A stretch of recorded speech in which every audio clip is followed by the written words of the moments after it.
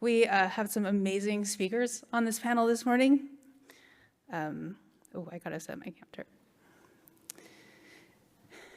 So we're gonna tie together comics and games, whether that's working for a better known IP and all the negotiations that entails. Myself and Mike Rogers are gonna cover both the writer and publisher sides of that. And then we have Evan Narcisse and Kim Belair speaking about the finer points of the craft.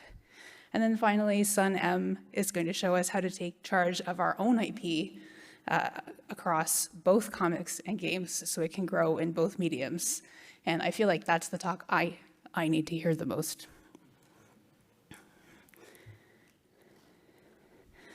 So to get things rolling, I'll start things off with everything I think you need to know for a successful comic book adaptation when it isn't your IP, at least as much as I can tell you in roughly 8 minutes if I speak as fast as I can. So my name is Jill Murray, and I've been in games since 2011 on everything from AAA to indies.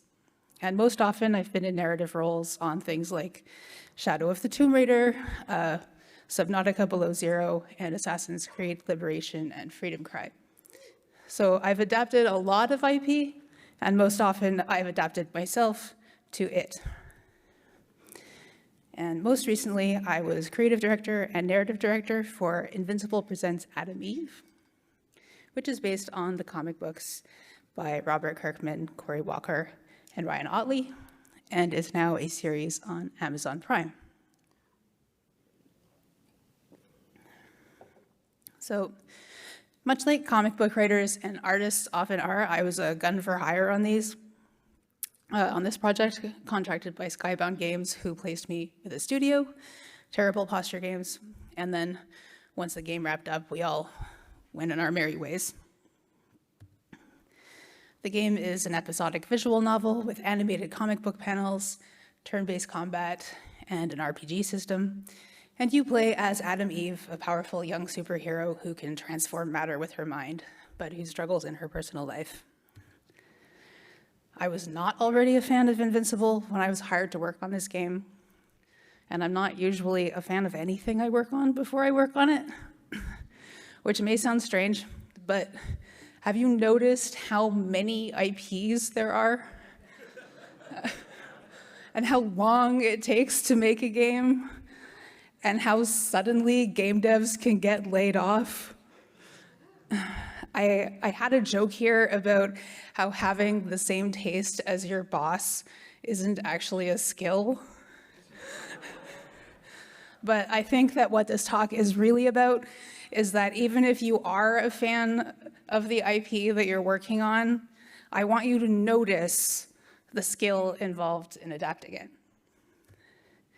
Because it involves analysis and curiosity. So we train writers who can figure out how the franchise and characters work and how the fans connect to it. And we need creativity and collaboration. So we look for writers who can work with the team and also figure out how to transform their own voices into the voice of the IP.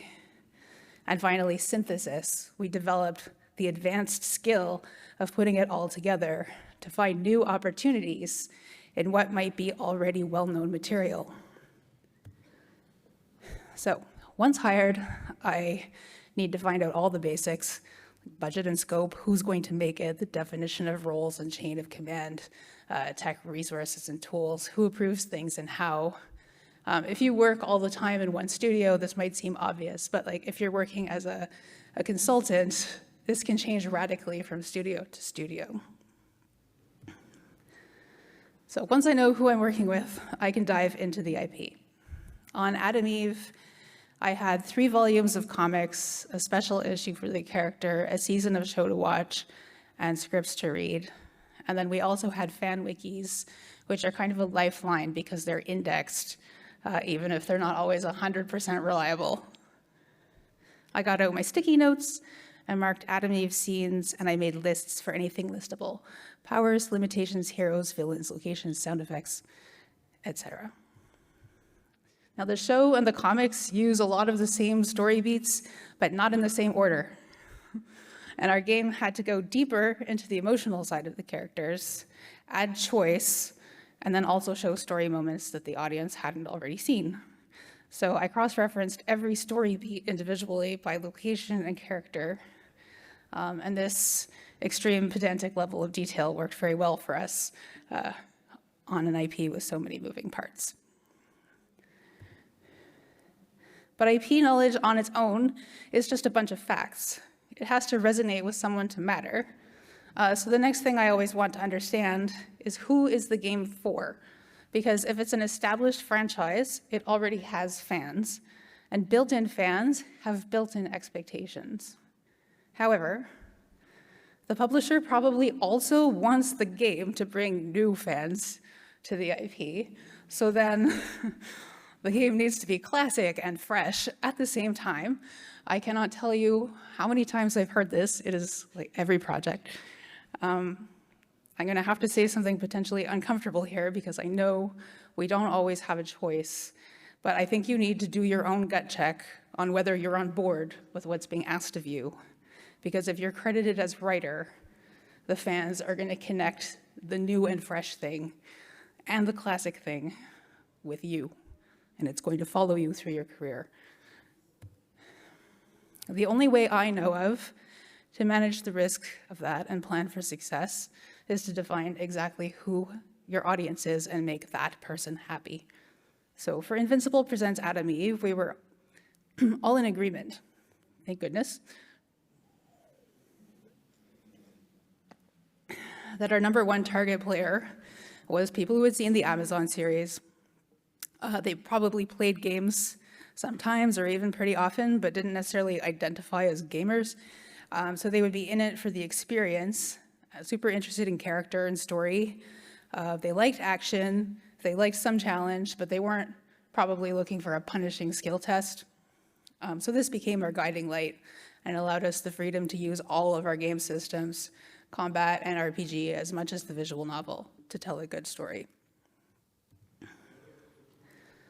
It can be really easy to lose yourself in all of this, but if you don't bring your own heart and point of view to adapting the IP, it's probably going to feel like something is missing. So even though I said before that I didn't start out a fan of Invincible, I did find my own connection to the characters in the project.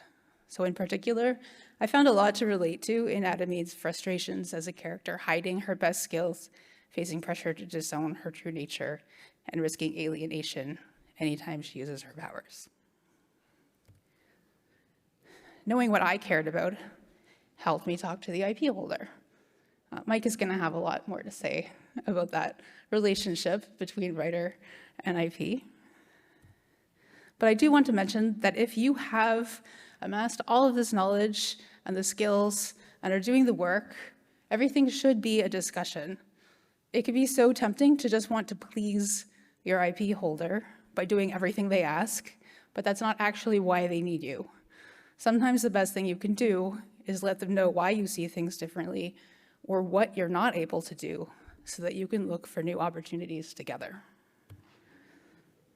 I'm getting towards the end of my talk now, so I keep wanting to use the word finally on this slide. But of course, this isn't really final, it's iterative.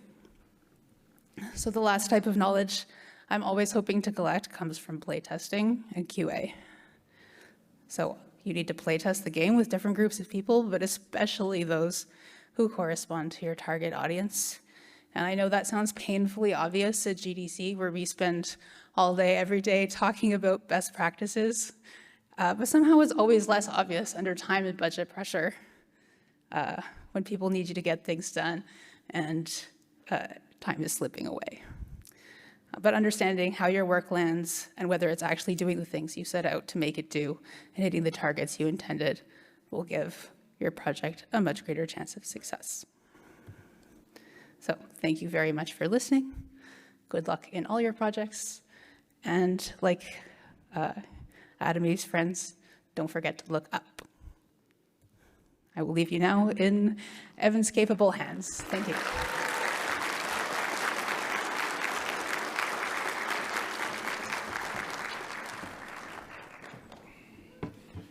Good morning, everybody. Thanks for coming out. That was amazing, what Jill just said. I guess I'll start by introducing myself. My name is Evan Narcis. I'm a recovering game journalist who has transitioned into comics, writing comics and games. This is the title of my talk. Yeah, who the hell am I? That's not loading. There's a little CV reel of my projects, but I've done stuff like write Rise of the Black Panther for Marvel Comics, the History of the Black Panthers backup series and the Wakanda miniseries. I've written Gotham Knights Gilded City, a prequel to the Gotham Knights game for DC. I've written Static Anansi team up, featuring the characters of the Milestone Media imprint. If you don't know about Milestone Media, you should look them up. So the subject of my talk is going to be, the slide's not advancing, so. Yeah, okay. So I'm going to be talking about the kind of craft similarities between working in comics and games. You know, in terms of processes, comics and games are similar in that both forms ask creators with new skills to collaborate. Both forms have particular idiosyncrasies that make them tricky to learn and master, and both of them happen on assembly lines with different disciplines coming together to create a complete entertainment experience. Comic books demand that creators play with the presentation of chronology and storytelling progression in specific ways. One thing I always like to say is that in comics, you can't describe a full motion. You can't say that Superman looks up at the sky, sees the giant meteor, and flies off to smash it. Comics cannot articulate motion. What you have to do in comics is freeze moments in time. So you've either got to break up an action into its component parts, or you've got to pick one component part and kind of intimate between panels what happens as the scene progresses. So, you know, in video games, it's almost the opposite, right? The storytelling progression happens at the player's pace, and they give players narrative agency that other storytelling forms don't. So one of the rules I've learned about working in these two different media, which are vastly different in what they do and how they do it, but one of the things I've learned is people don't always want to read everything you write. You know, brevity is the soul of wit. I think that's a Shakespeare quote, and it's very much true in these two different mediums, even though they can be really far away from Shakespeare. But, you know, when I was first learning to write comics, I loaded up the page with too many panels per page and too many word balloons per page. The editors who assigned me my first work gave me a rule of thumb, 6 panels to a page, and sent me back to redo that script. What I learned from that moment was that too many panels on a page that isn't designed for them can look like just so many thumbnails. You won't get the room to focus on facial expressions, body language, or even action. In video games, writers and narrative designers also face a number of unique considerations. For example, you might be working with a main character that doesn't have spoken dialogue and only expresses themselves through grunts, emotes, or displayed text. You always have to be thinking about the fact that the player isn't necessarily there to interact with your words. One of my worst experiences in this regard was back when I was a games journalist, and I was the CEO of the outlet that I was working for was playing Batman Arkham Asylum, and kept clicking through all the cutscenes. I'm like, this is the juice. What are you doing? And he's like, I don't care. I just want to beat people up. I'm like, but his parents. Yeah, you know, players aren't always going to be there to like do the thing that we most deeply associate with as writers, which is like, they're not going to be there to hear your sentence craft. They're not going to be necessarily there to like, okay, wow, this guy's really articulate. They're going to be like, okay, no, what do I need to do next? Where do I need to go? So in closing on that beat, you really can't be precious about dialogues and sequences. You always have to be thinking about scope with regard to other disciplines. You know, as a senior writer, I can write, you know, a mission brief that feels tight and executable, but you hand it to a level designer or an art designer, and they're like, yeah, no, we can't do this. So you always have to be thinking about the cross-discipline work of making the story come to life. You know, asking an artist to draw too many panels on a page is kind of like asking a level designer to drop dozens of points of interest in a mission. You're just slogging things down. Let's get to the juice. And some people might skip it. So like I said, you know, both comics and games are multidisciplinary. So what do you have to do when you're working with people across disciplines? You got to collaborate. You know, in comics, when you're lucky, you can sync up with an artist on an assignment and figure out what they like to draw. What are their strengths? And that's not always the same thing. What they like to draw and their strengths may be two different things. And then there's what the story needs. The same goes for level designers and other disciplinary crafts folk in video games. So what are their design goals? What are their capabilities? How can you approach, as a writer or narrative designer, amplify those goals and capabilities? But also, narrative tends to be seen as support for mechanics in video games. As a writer, you should always approach your work with your own design goals. For me, it's always reaching for a fuller manifestation of Black humanity in all its complexities. This transitions to my work. That's a little bit of my process on this one milestone project. That's script, that's the initial layouts, and then that's a final page. You won't be able to see it, but the script page actually calls for 6 panels. And when I gave it to the artist came back with 8. So they actually made the choice to break up the action further. And you don't have final call on that as a writer. That's, what winds up executing on the page artistically is always in an artist's hands. So you have to be flexible. And in this case, it turned out much better. But, sometimes you just have to be like, okay, the process is inherently collaborative. That's one thing to always remember. So moving on to my work on Miles Morales, when I was asked to pitch a quest line for the game, I was given these clear goals. Feature at least one Marvel character, build Miles' attachment to Harlem, take the player outside of Harlem. With that guidance, I was able to tap into my lifelong knowledge of the Marvel Universe and fold in Easter eggs that gesture that other elements from Marvel Comics. Did we miss that one? Oh yeah, this is one of them. These are tickets for a concert that Miles and his best friend Finn went to when they were younger, featuring Allison Blair, who, if you know Marvel, is also the X-Men known as Dazzler. She's not in the game. You don't see her, but hey, this is okay, we know why you're here. Like Jill was saying before, you're here to experience this story, but also the reservoir of energy that story springs from. So when I worked on the time capsule missions, time capsule and neighborhood quest lines, I used the neighborhood quest lines, both of them, the time capsule and neighborhood quest lines, to build Miles' attachment to his new home of Harlem. In the game, Miles moves from Brooklyn to Harlem, and he feels kind of out of place in his new neighborhood. So those quest lines have clear mechanical goals, sending you across the city like the prompt, but also hey, the stuff he picks up, the people he talks to in the course of the mission makes him feel more bonded to his neighborhood of Harlem. I also call it my own lived experience of figuring out where I fit in another kind of Blackness, different than the one my parents came from. I'm a child of Haitian immigrants, so acculturating to Black Americanness was something that my mom wasn't always able to make sense of. I used that life experience to parallel Miles' experience of moving to another neighborhood and figuring out how he fit in, just as he's kind of coming onto his own own expression of the Spider-Man mantle. And a little bit more of my work on the game was focusing on how do we represent Miles metaphorically as a character who symbolically has generated a lot of power and attachment from a new generation of fans. I focus a lot on theme in my work because most of that work happens in commercial context. Because of that, I try to home in on a sense of purpose for each project. Other than the need to make money, why does this need to exist? Who can it reach? The text up there is an excerpt from an interview I did with the New York Times where I talk about how I suggested a specific visual moment that would tie back to our themes. This is after a pivotal fight on the bridge early in the game. And one of my directions or suggestions was let's have Miles' skin showing through the costume. At this point, a bunch of corporate Roxxon goons have their guns drawn on him. He's saying, I didn't do anything. Everything that happened was kind of an accident. So I thought that the choice to show Miles' skin through a costume would kind of charge the scene with metaphorical power. But also from a storytelling perspective, from story logic, if you're in a city where Spider-Man is fighting an old guy with vulture wings in the city, you're yeah, well, if there's a new Spider-Man, it could be his son, little brother, a clone. This choice lets you know this is not the same Spider-Man. And then we had some other mechanical decisions under the hood, excuse me, that different banks of dialogue would fire in Harlem from the people who lived up there, because hey, he could be one of us. Let's respond to him in a certain way.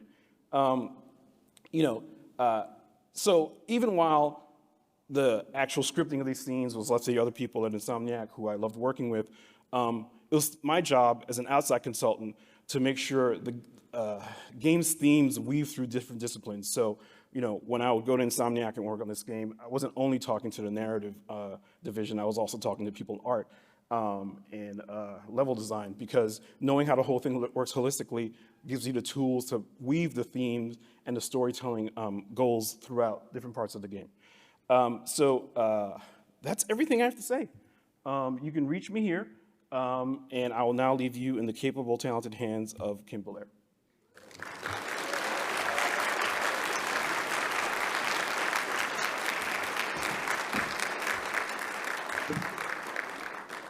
Hello, I'm Kim Belair. I'm the CEO of Sweet Baby Inc. We're a narrative development company working across a lot of different games.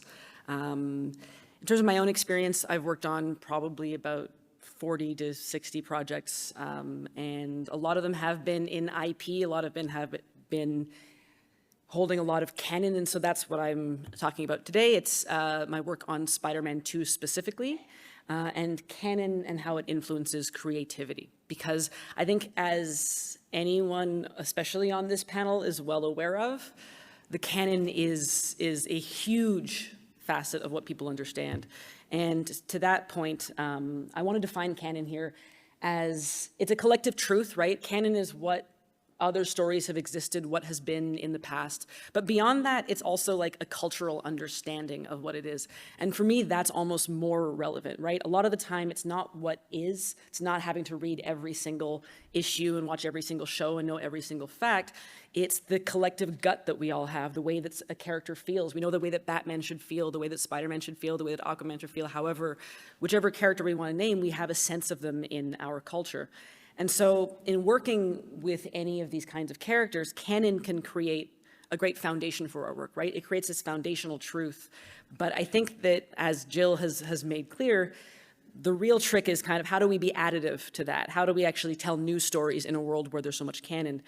Because the canon, right, it gives us foundations, it gives us assumptions, it gives us expectations and things that people want to happen, that they expect to happen. And I think that the Spider-Man canon, for example, tells us who he is, but what I think is interesting about thinking about the canon less as just like a factual truth and more as something shifting in a cultural understanding is that the canon also leaves a lot of room for who Spider-Man can be. And so when we think about the canon of the games, the amazing team at Insomniac has its own canon, but they draw from an existing lore, as Evan just kind of explained, and they draw from that same cultural understanding. The Peter and Miles that we meet in the Spider-Man games is Peter and Miles. It is a new Peter and Miles unique to Insomniac, but it is also the classic Peter and Miles that we know. We should recognize them, we should resonate with them. And so to kind of make this work, it requires more than just storytelling. It requires a sense of narrative design, because narrative design for me is where we align with the player's understanding of the world, when we align with their expectations, where we try to get in their heads and kind of play a game with them to say, like, well, here's what you expected, here's what you didn't, here's how we subvert that. And so the question that I always think about just when I'm advising on anything is, how do we turn canon expectations into wins? Like, how do we get people excited about that while also subverting expectations to achieve surprise and excitement? And to me, that took, looking back at the canon. In addition to reading a lot about Spider-Man, watching a lot about Spider-Man throughout my entire life, looking back on the games at Insomniac, Spider-Man 2018 is a hugely successful translation, I think, of Spider-Man, of Peter Parker Spider-Man into the gameplay space. We feel like him, not just because of the mechanical way that we interact with him, not just because it feels really, really good to swing through New York, but because this is the guy we know. He's a bit of a mess. He's in a specific place in his life, and we feel him because we know who Peter Parker is, and we always have. In 2020, Miles Morales brings Miles to the fore, and his canon abilities and his personality undergo that similar translation from kind of canon and lore into the pure storytelling and gameplay space. But the question, and where I started consulting with that team, was when we bring the two together for Spider-Man 2, how does the canon and how does our existing knowledge affect the way we tell that story? And I think what's particularly interesting to me about Miles Morales as a character, and I'm sure that most folks in this room know that or have seen Spider-Verse or just experienced him in comic books, but Spider-Man as Miles is about change. Like Evan, I think, elucidated it really well. Like, this is a different Spider-Man, and it has to be. And he's positioned kind of as somebody who not only breaks the rules of what it is to be a Spider-Man or kind of changes or evolves those rules, but he also kind of deliberately, quote, breaks the canon. We know from the classic refrain, with great power comes great responsibility, that a Spider-Man's life is one that will be marked by loss, that will counter that kind of heroism, right? Spider-Man's very aware of the sacrifices that he has to make to hold the power that he does, and I think it's something that weighs very heavy on him. And that, for us, kind of forms a rule about Spider-Man, right? It becomes not just something that we say, but it becomes an understanding of how we tell his story. With great power comes great responsibility, has to be a truth that we hold in some way. But if players expect that, right? If players always know that that's going to be the case, how do we tell stories that surprise? For me, it came down to kind of trying to get a take about it, because the team at Insomniac, they know Spider-Man. They know Spider-Man very well. They've worked with Spider-Man for many, many years. And so what I wanted to do coming in to kind of talk about that was think about, okay, what does that mean for me? Who are Peter Parker and Miles Morales as not just as individual Spider-Mans, but who are they when they come together to be Spider-Men together? What does it mean that they're a team? Because thinking about a team, like, a team is not like two of the same guy, ideally, right? And the story that Insomniac is telling here is one of people from different worlds, different communities, different backgrounds, different ages, but they're facing the same crucial problems. They have to come together around a lot of those problems. And so how is Miles different from Peter really, and how do we apply that meaning in the story?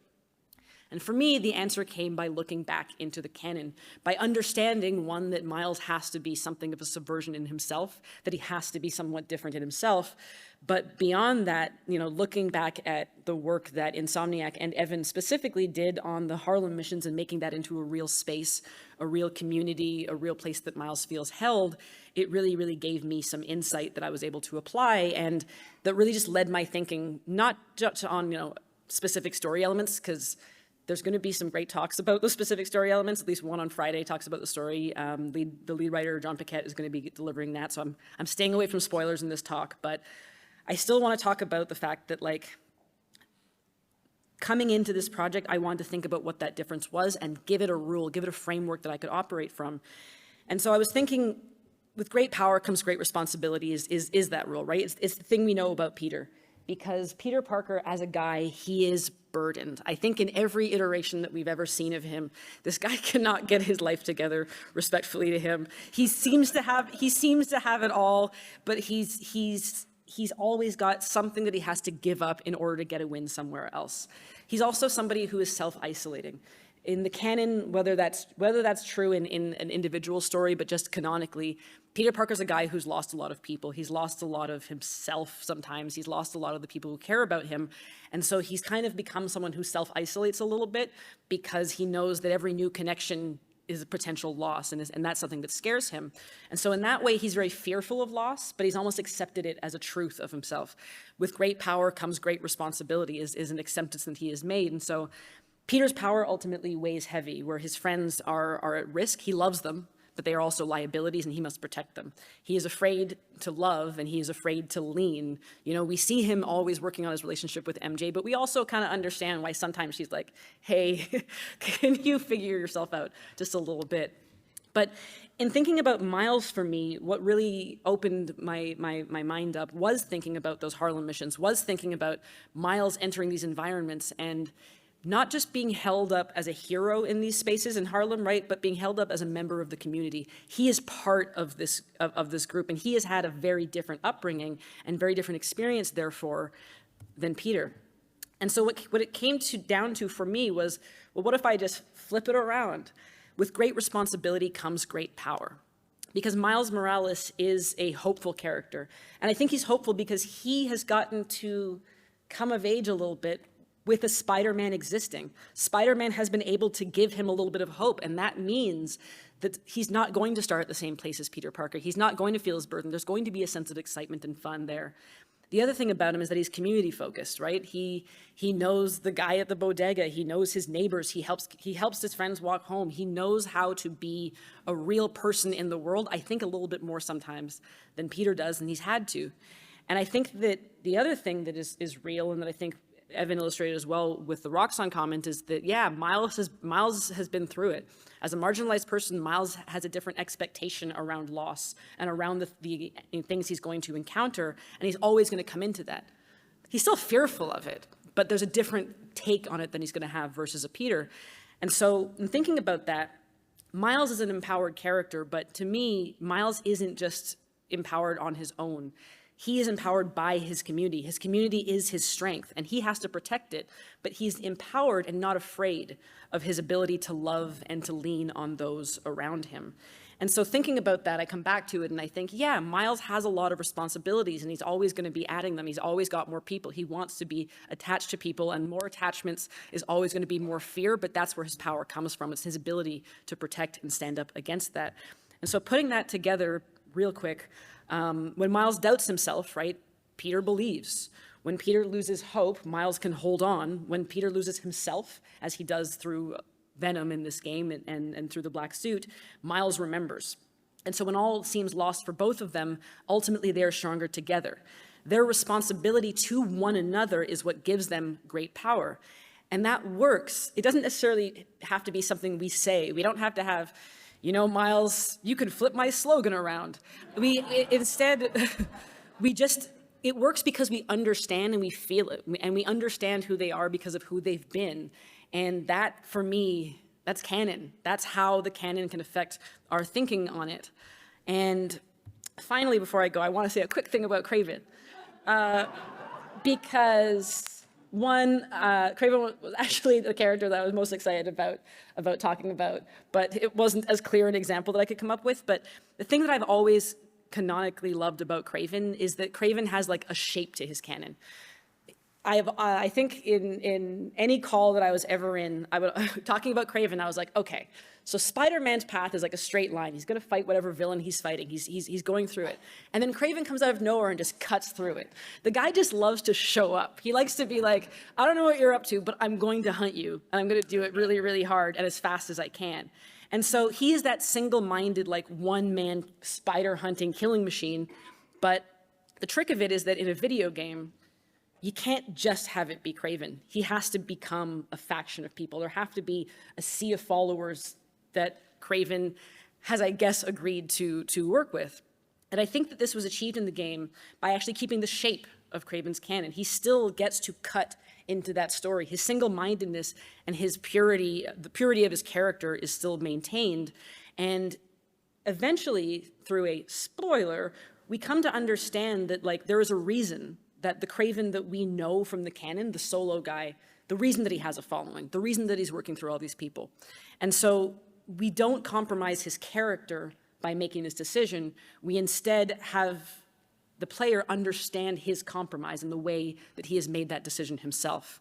And so thus, we retain who he is and what he does, despite the fact that he's gone from one man to many, many people. He still feels entirely like himself, and I think that's really cool. I also wasn't sure what to put on this slide. I had like meow or daddy, but I thought that like that was like the one that was the nicest or the most fun. But just to close, to kind of just wrap up my thinking on canon, I think that the canon for storytellers and for narrative designers especially is best used as a source of resonance, right? It should get to the heart of the people who know the canon, but it should still be felt even by those who don't. And that's, to me, the power of a lot of these superhero stories. We feel those big moments even if we don't know the whole story. And so a storyteller is contributing to like one small part of a huge IP or a franchise or a canon. I think the canon gives us the foundations that we need to build on and the shape that we're building from. But the way that we really win is by building away and off from the canon, and that's how we tell great stories. We tell the great stories that are new and feel different despite the audience and their vast education and knowledge on the subject, creating people who know how it always goes. And that's it. Thank you to everyone, and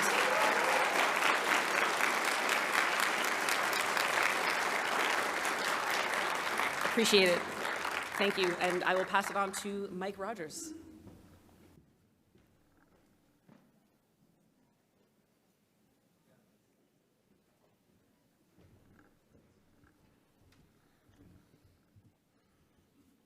That's me.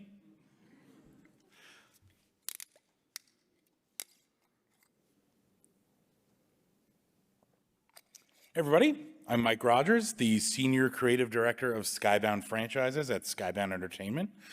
That means I oversee any games that are based on anything that's Skybound's IP, Invincible, The Walking Dead, anything else in our comics library. I'm also a writer, a narrative designer, VO director, wrote on a game called Escape Academy that Coin Crew Games developed. Also got the pleasure of working with Jill Murray on the Adam Eve game that she talked about earlier, and most recently worked on an Invincible experience inside of Fortnite Creative. Today, I'll be talking about constructing creative publisher partnerships, or the importance of caring, because I'm like a subtitle.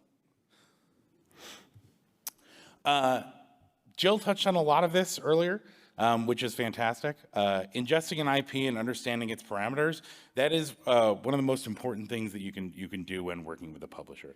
What I really want to talk about today is the importance of collaboration and the importance of working not just as a publisher and a licensor and an IP holder as sort of this like person standing on the other side of the room, like watching you and telling you exactly what you can do as a writer with their characters, but the importance of collaborating and working together through that. That all starts with becoming an expert and becoming a knowledgeable person on the IP that you're working on. Devour everything possible. You saw all the sticky notes in Jill's book.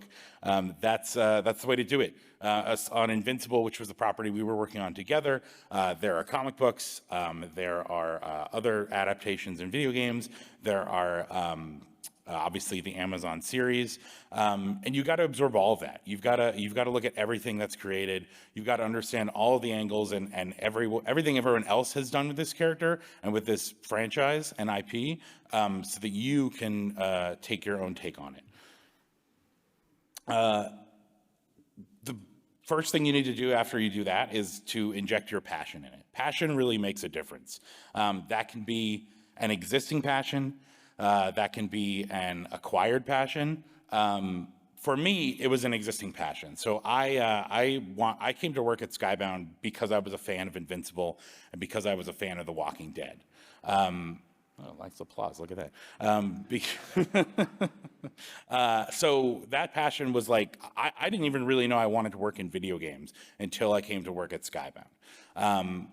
For many of the writers that we work with, they may be familiar with the property, they may not. But once you absorb everything, once you've like read everything and injected all of that into your veins, it's going to become an acquired passion, and you really need to treat it that way. If you treat it that way, that will sort of feed back to you. One thing that we do at on the publisher side is we create IP guides.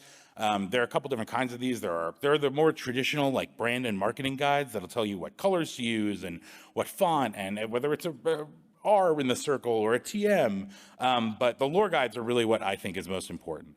The lore guides are sort of those guides to characters, the things that tell you about the story and the personality and what's really important and key to each of these characters. Sometimes those things don't exist. So as a writer, sometimes you're asked to create those things. Sometimes just asking whether or not they exist is enough to have kind of kickstart a publisher to create those things. So I think it's really important to inquire, especially about lore guides. If you do, you'll start the sort of collaboration that I've been talking about, which is the next thing I want to talk about, story collaboration. I think it's the most important thing to have publishers be treated as your partners, not sort of as obstacles. I think, all too often in a traditional setting, it can come off a little bit in the opposite way. But for me, I sort of see myself as a storyteller first.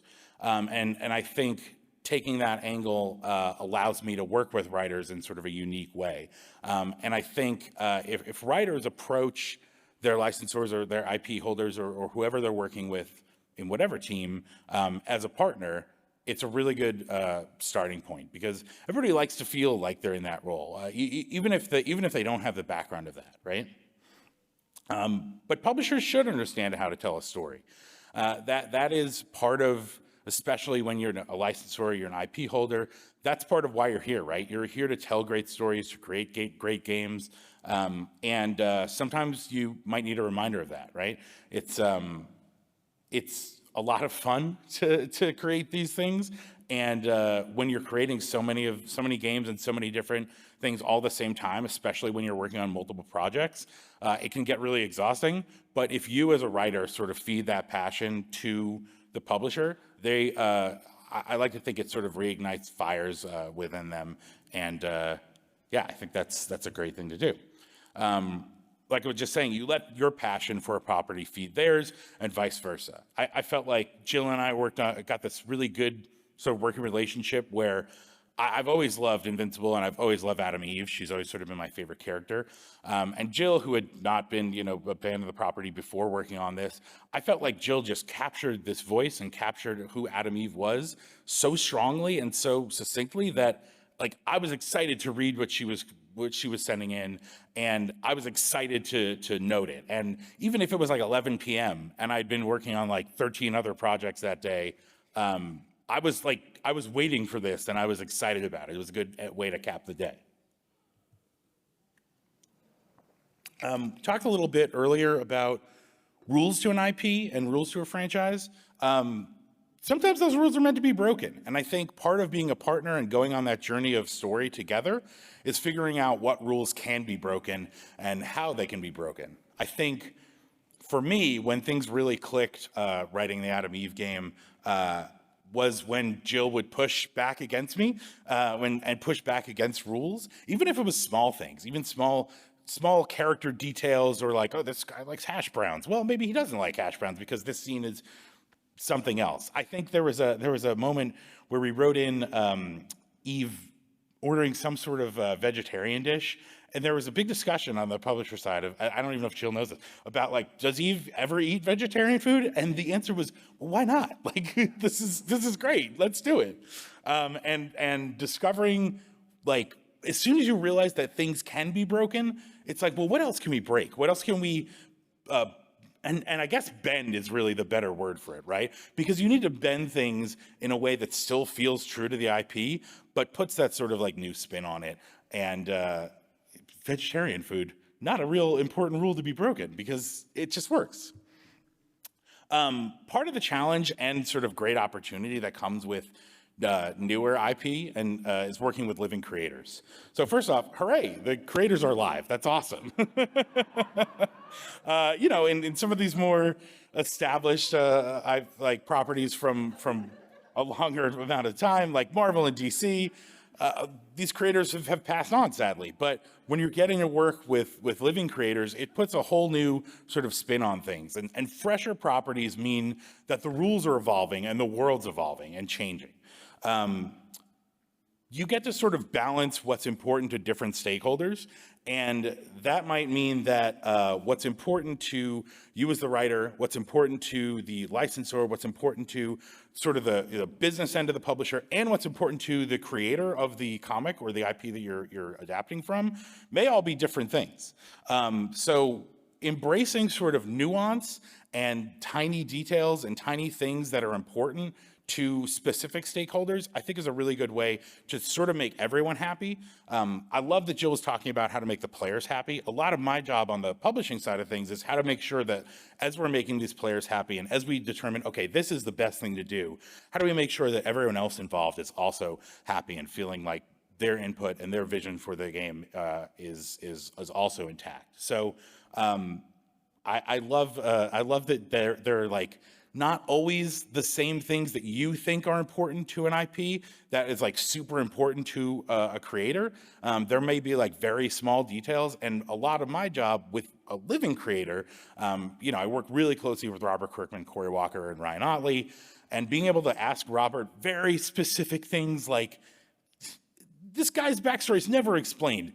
Does he wear a silly rubber suit or is it a containment suit? And being like, well, you could go either way. And then like giant like paragraph of like backstory right here. Like that's just a really like sweet nugget of story goodness that you get out of a living creator. And it just makes it a lot of fun.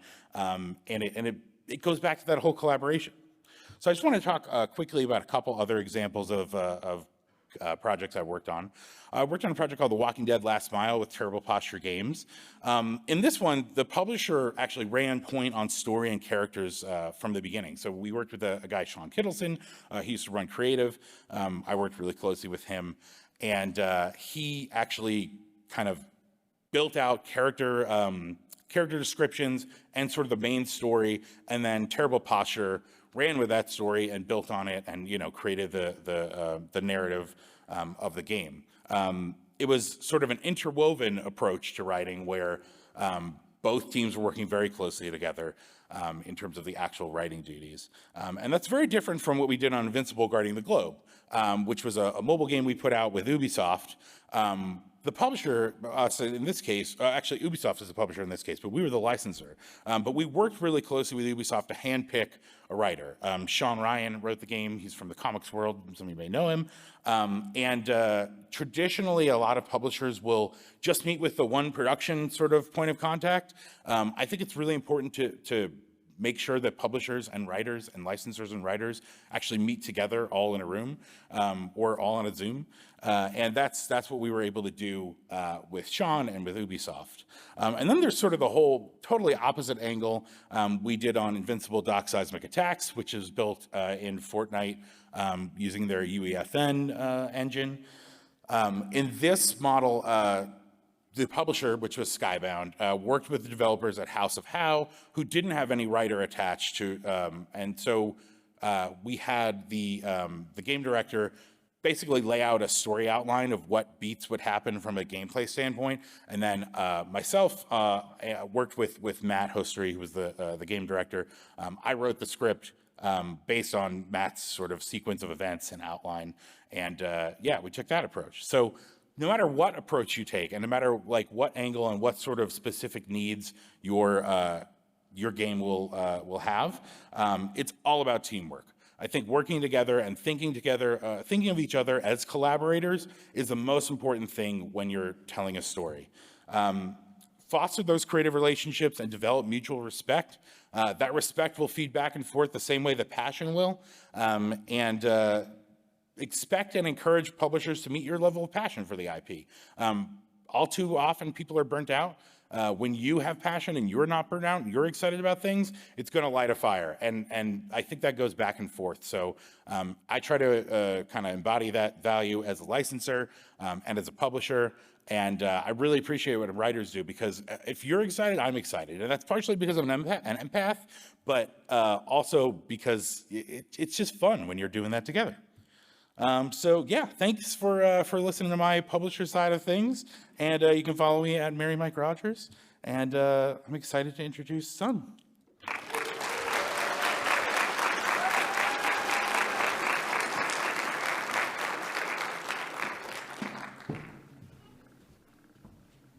My shoelaces were untied, and that was a dangerous game, getting up these stairs. So I'm going to talk about something a little different, and it's my hubris, which is that I think I can do anything that anyone else can do, and therefore, I can do all the comics, and I don't need any help to do it, which is a problem, but I'll explain. So really quick, just want to introduce myself. I'm Sun M. I am the co-founder of Perfect Garbage Studios. I'm also a narrative designer who have worked with multiple AAA studios and AA, and I'm also a writer for a bunch of comics, particularly horror, so don't go looking into that if you don't like that space. I'm gonna warn you right now. Yeah, that's it. That's really it. So I want to talk about comics being made based off games. I'm sure everyone has kind of noticed this growing trend. I like to argue it starts around 2021 where it really started booming, but games are making comics, which is great, and sometimes not great, but we're not going to debate that today. I'm really into the Devil May Cry manga. I think they hit it. I would argue about Bloodborne. It doesn't matter. The aesthetics are what pull you, and so what I want to bring to the table is talk about how, as indie game developers, or people who are making indie studios, or people who are trying to develop their own stories, why can't you do this? Why can't you make your own comics? Yeah, and so I just wanted to kind of highlight, it's been really growing in this space. Tons of indie games have been making connections with publishers, making connections with fans, crowdfunding, kickstarting, all of these good things to bring supplementary material, new stories, new dynamics with these characters into spaces that are different than the video game store, which is your local comic book shop. It's so funny, because when I was preparing this presentation, Call to the Lamb literally went on Kickstarter like a week ago, so it's there. And this is exciting because this is a new way to kind of express the storytelling or the characters or even aspects of gameplay that are narratively tied to a genre that is actually a one-way conversation. So, and I'll talk a little bit more about that too, but it's just a great way to bring people into the space of indie games or introduce people into new IP that they might have never come across, because there's, just like Jill said, I don't know if you've noticed, there's 1,000 games coming out all the time, everywhere. So how do you develop games with multimedia kind of perspective in mind?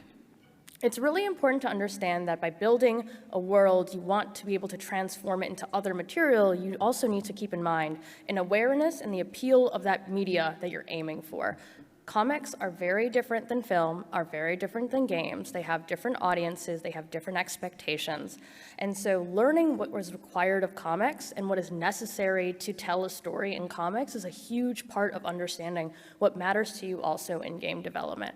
I really love what Evan mentioned, which is that storytelling and writing in comics, when you write a script in comics, is inherently different than how you would write a script in games. You have motion, you have control of cinematics, versus in comics, you oftentimes have to break things down into very fundamental levels so that you can interpret or tell what's happening within the scene without having 6,000 panels on a page, which is also my hubris. I have a lot of those.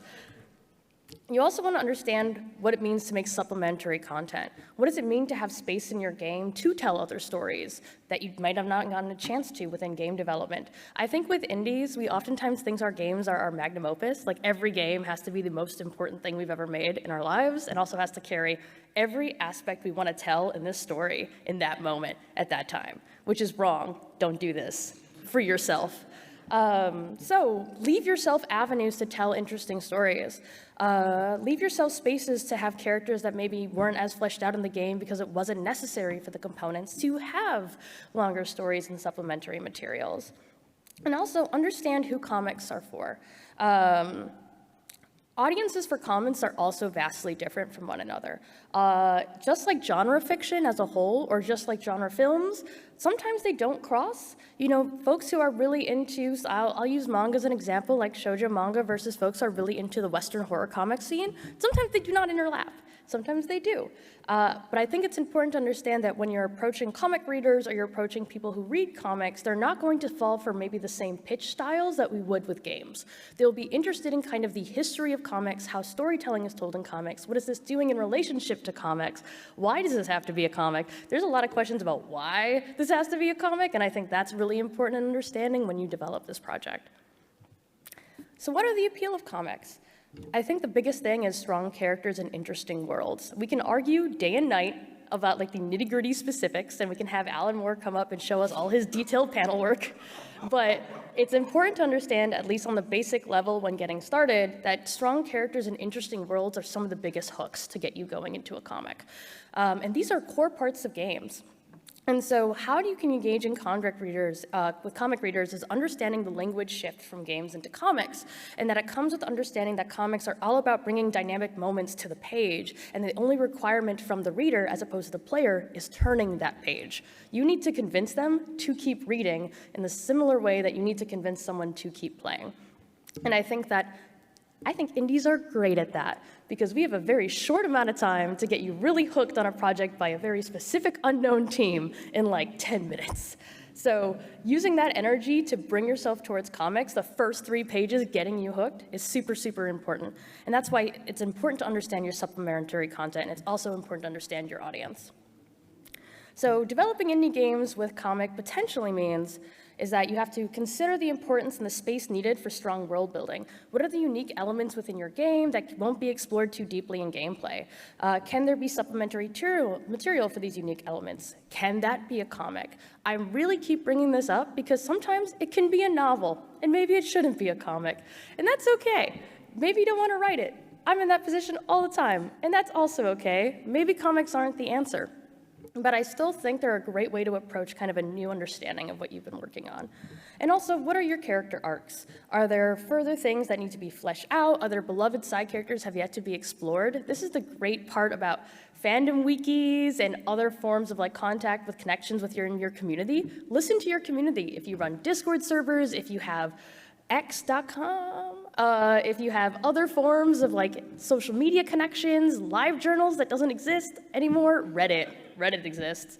See what's on Reddit at your own peril, and kind of listen to the community and what they're enjoying. And I think that oftentimes is a great guide to be like, oh, we really need to explore something new. Also, are you building a next game? I know that sounds cheesy, but I really love comic tie-ins to next games. I think that they're a great space because I'm sure everyone in here knows games take a solid 2 to 3 years, if you're lucky, to make. And sometimes as like people who are involved in communities and people in these spaces who are engaging with the stories that you're making, comics really help fill that gap and really help engage and keep that community alive leading up towards the next project. And even if that next project is different, people love Easter eggs. And I gave a talk last GDC where I talked about how important it is to have a studio that you develop that represents kind of what you want to put out. And I think comic tie-ins can carry the vein of your games, even if they're not all like in the same universe or the same stuff. Why do you even want to make comics? Well, let me just tell you, Cult of the Lamb just went on Kickstarter, and it did really well. But you want to make comics because you want to engage with your audience in a new way, and just like I think our wonderful like folks who've spoken before me said, it's a great way to bring people who would never have crossed this IP into that IP. Folks who've maybe never played Cult of the Lamb will see this in store shelves, think the characters are cute, and there's nothing wrong with it, and will probably pick it up and give it a read. And I think that, again, is a personal choice, but you've brought something new. And I think that's just showing up more and more in games. So Tales of Kenzara offers a comic when you pre-order the game. Venture for the Vials, a wonderful indie game that's coming up, did a Kickstarter anthology of different comics within the universe. They are great ways to help promote your game and share what you're working on, but also engage in new audiences and new spaces. And I personally think in indie games, a wonderful way of marketing that is definitely personal to the studio that maybe won't exist in kind of other forms of maybe types of marketing. So pitching comics. I really want to briefly explain what that's like, because I think that just like pitching indie games, it's a bit of a mystery if you haven't explored it. The big thing is that you can approach making a comic through multiple ways. You can make a collaboration with an artist or a team. If you're the writer, maybe if you have your own in-house artist and you want to work together, things of that nature. There's tons of ways to approach indie comics. Not everything has to be the most polished comic in the world, by the way. Zine culture is still very much alive and very much powerful. I was a judge on the Mini Comics Awards for 2024, which is a pure event to just support less than 30 pages of mini comics that have been made, over 350 submissions, all ranging from beautifully published work to I sketched this one night and I loved it and it was good. And so how do you approach this space? We have our much more traditional publishers. You met wonderful folk from Skybound today. They're great folks to work with to get comics out. They love, and he'll correct me if I'm wrong, but they love existing IP. So building a game, having a game released is a great stepping stone to kind of pitch comics within that game. But if you don't want to work with a publisher, because again, my hubris is incredibly strong. Wait, before we get there, actually, there's another step between that, and that's indie publishers. I shouldn't skip them, who I love. So I use Volt, Aftershock, there's tons more. These are publishers that will work much more closely with your studio, maybe have much more smaller teams dedicated to releasing your comics. There is webcomics, which is a crazy great space. I think that Webtoons to Pass let you post for free. Honestly, people still use Tumblr.com, so it's a great resource. Reddit, ironically enough, too. Websites. But my favorite is you do it yourself. You kickstart it.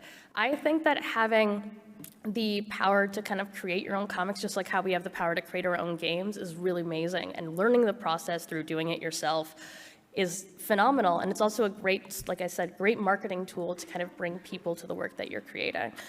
We are out of time, but this is me. I love working in games and I love working in comics, and I think that anyone has the power to kind of create things for themselves or learn how to create things for themselves. And so don't risk that opportunity when you're making a game for like 8,000 years. Sometimes you can make a little thing, and it's nice and wonderful.